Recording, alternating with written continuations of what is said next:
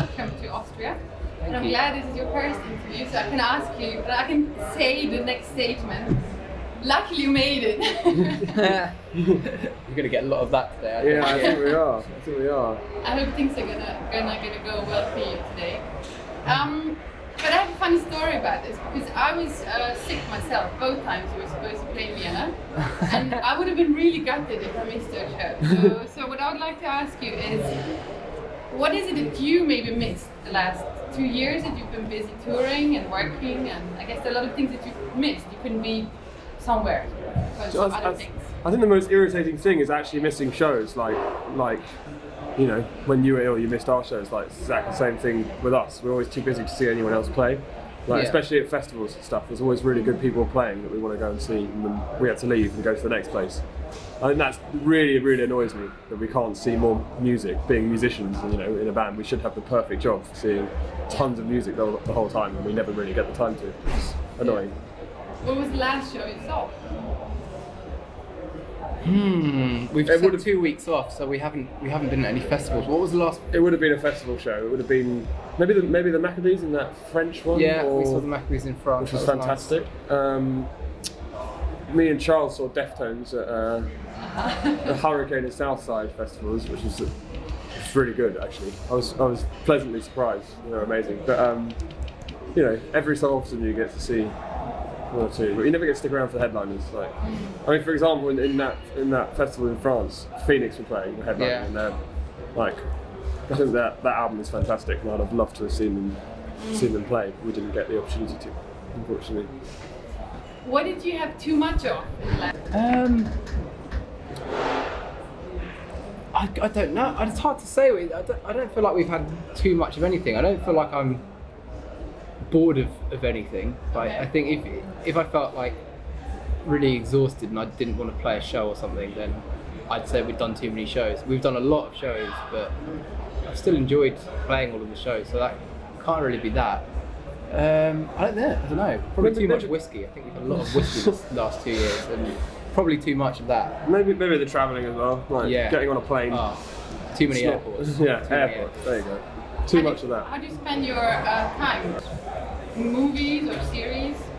Harry can sleep massive hours. I can sleep a lot. Harry's a good sleeper. I'm also good at not sleeping though, as well. Yeah. You have to have multiple talents. But me and Jack are heavily into The Wire. Or we were until we finished it. It's a very sad day when I watched the last episode. Yeah, it's so annoying. But that's fantastic. That was really good. Yeah, and watch movies and stuff, and obviously listen to a lot of music. Okay, you do? Yeah.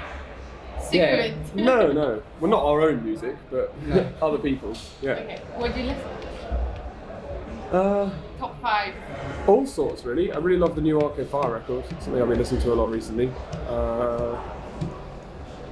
It's hard to say. It's anything, like just hip hop. you listen to quite a lot of hip hop on the bus. It's just every time when you're after a festival show, you know, and you're driving to the next festival, you want to unwind. So you usually spend like I don't know. I usually end up spending about 4 or 5 hours just sitting upstairs or downstairs on the bus, just with an iPod, just flicking through songs. Hanging out. It's nice to after you played a big show on a main stage, you often need quite a few hours to calm down afterwards. You need to before you can go to sleep or anything like that. So it's nice just to hang out. Whiskey. Yeah, quite a lot of whiskey. That's usually what happens, and just staying up as late as you can, and then you don't feel too great in the morning, but you know you're always ready by the show. So one last question about shows and gigging. Ooh, that's a good question. Because I don't know what I'd really. There's something that we have on our rider at the moment, which we never get. Well, we get maybe like once every 10 or 15 shows. We have socks. We always ask for like a fresh pair of socks on the rider, and most people don't do that because they think it's stupid. They think it's a stupid request, which is quite a stupid request. But there's nothing better than before you go on stage to put on a really crisp, clean, fresh, brand new pair of socks. So we've asked for that, but we don't usually get that. We could probably ask for some stuff that's more extravagant than that, to be honest, but I don't know. Fresh socks are so good though. Fresh socks is good. You could ask for caviar, but that's just a bit cliche, isn't it? I think maybe a Lavazza coffee machine. Oh, that'd be good. Really good. Yeah, that would Nice coffee. That'd be quite a luxury, but It's quite stylish. all of the time. So, speaking of stylish, I mean, movies and series, if a movie would be made about white lies, who would play your roles? Such a good question.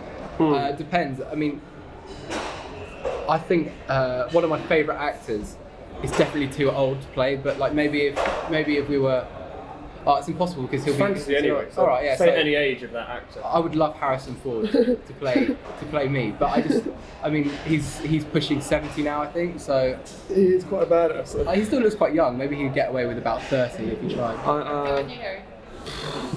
I don't know. I suppose it would have to be someone that looks a bit like me, or can it just be anyone? Anyone? Tommy Lee Jones, then that'd be pretty badass. I do like him a lot. Basically. So I would have Harrison Ford. Yeah, I love Tommy Lee Jones. Yeah, Good film. yeah. There we go. Very good film. Great. A colleague of ours, of our team, is just about to have a baby, and he's a fan of yours. So what should he name his baby? Are we actually going to get to choose the name of a child here? That would be so cool. Harry or Jack? We could have a combination of both our names. But then Jerry. Jerry. I think you should call his son Jerry. If it's a Jar. well, actually, And the German version?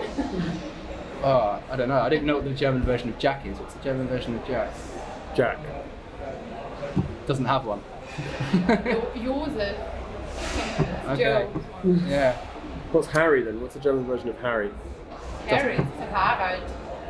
Alright. Nice. That. That would be Harald, good. Harald. It's a good name. Okay. What if you can remember a misinterpreted lyrics of your song that you heard? What from fans singing? Yeah, when people think that you're singing something else than you're actually singing. The best is when people just are having a really great time at like White Lies headline shows, and sometimes people just completely forget the words, but they still just make a noise.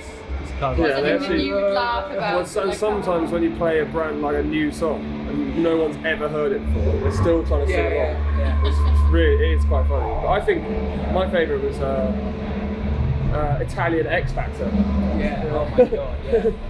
We were on Italian X Factor, one of our songs, To Lose My Life, and These two very camp, kind of late 20s Italian guys did To Lose My Life on the Italian version of X Factor, and just a few words that they just a say. few words which they didn't quite get, and it was really funny.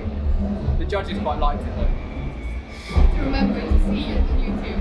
Yeah, you should. I think they took it. I think they it took took it down. Someone took it down because people started blogging about it. Speaking of that song, how does it? I mean, do you feel any responsibility? I think most of our fans probably aren't thinking too much about the lyrics when they're singing it. They're just there to enjoy the show, which is probably the best way to enjoy a show. You didn't get any kind of funny emails or requests about it? We do occasionally, yeah. We do have some slightly obsessive fans sometimes, but I think every band does. Yeah. Most of the people who are really like super White Lies fans, they take all of the lyrics in a positive way. Really, like there's never been anyone who's taken any of our lyrics in the wrong way, which is really good. I think most of the people who are really massive White Lies fans, they find something positive in it and they like that, and that's great. You know, that's what people should. I think that's what people should take from our music. It's good. Yeah.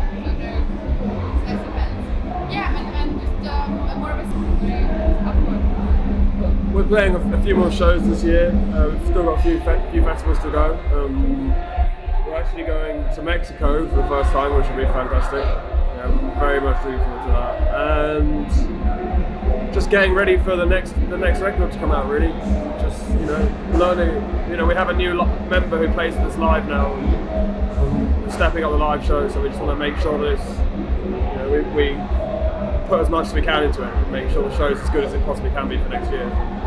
Yeah. Do you have a release date?